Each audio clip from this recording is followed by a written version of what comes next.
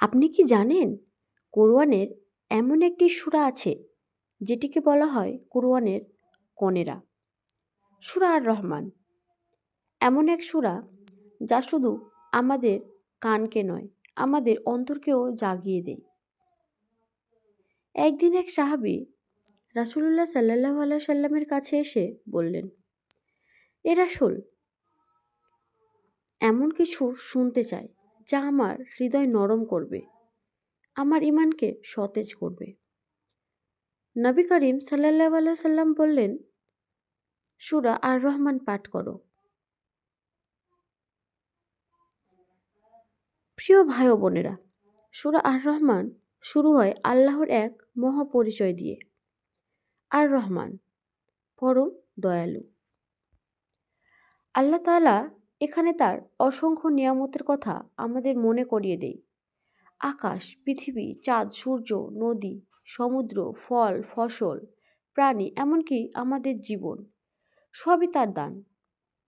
আর এই সূরায় এক বিশেষ আয়াত আছে যা আল্লাহ ৩১ বার পুনরাবৃত্তি করেছেন। ফাবিআইয়ি আলাই রাব্বিকুমা তুকাজ্জিবান। তোমরা তোমাদের প্রতিপালকের কোন কোন নিয়ামতকে অস্বীকার করবে? যেন আল্লাহ আমাদের হৃদয়ে নাড়া দিয়ে বারবার জিজ্ঞাসা করছেন, দেখো আমি তোমাদের কত কিছু দিয়েছি, তবুও কি তোমরা অস্বীকার করবে? রাসূলুল্লাহ সাল্লাল্লাহু আলাইহি সাল্লাম একবার এই সূরা সাহাবীদের সামনে তেলাওয়াত করলেন। তারা নীরবে শুনছিলেন, কিন্তু নবীজি সাল্লাল্লাহু আলাইহি সাল্লাম বললেন, আমি এই সূরা জিনদের সামনে তেলাওয়াত করেছিলাম, আর তারা প্রতিবার এই আয়াত শুনে সাথে সাথে উত্তর দিয়েছিল, হে আমাদের প্রতিপালক, আমরা তোমার কোনো নিয়ামত অস্বীকার করি না, সবই স্বীকার করছি। ভাবুন তো, জিনেরা সাথে সাথে উত্তর দিল, কিন্তু আমরা মানুষ কতবার চুপ থাকি। সূরা আর রহমান শুধু নিয়ামতের কথা বলে না, এটি কিয়ামতের দৃশ্য তুলে ধরে। যখন আকাশ ভেঙে যাবে, সমুদ্র ফেটে যাবে, মানুষের বিচার শুরু হবে, তখন এই দুনিয়ার কোনো ক্ষমতা, কোনো সম্পদ, কোনো অহংকার কারো কাজে আসবে না। এই সূরা আমাদের স্মরণ করিয়ে দেয় যে আল্লাহ শুধু দয়ালু নন, তিনি ন্যায়পরায়ণ বিচারকও।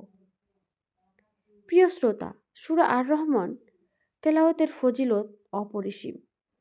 অনেক আলেম বলেছেন, যে ব্যক্তি নিয়মিত সূরা আর রহমান পড়ে, আল্লাহ তার দুঃখ কষ্ট দূর করে দেয়, হৃদয়ে শান্তি দেয়, আর কিয়ামতের দিন তার প্রতি বিশেষ রহমত বর্ষণ করেন।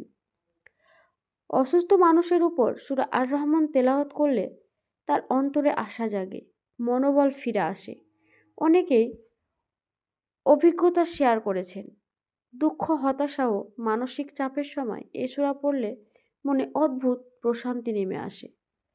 আপনি কি ভেবে দেখেছেন, আমরা প্রতিদিন শ্বাস নিচ্ছি, পানি খাচ্ছি, হাঁটছি, কথা বলছি, অথচ এর কোনোটাই আমাদের নিজের ক্ষমতার নয়, সবই আল্লাহর দেওয়া নিয়ামত। তাহলে কি আমাদের উচিত নয় প্রতিদিন অন্তত একবার সূরা আর রহমান পড়ে আল্লাহর প্রতি কৃতজ্ঞ প্রকাশ করি?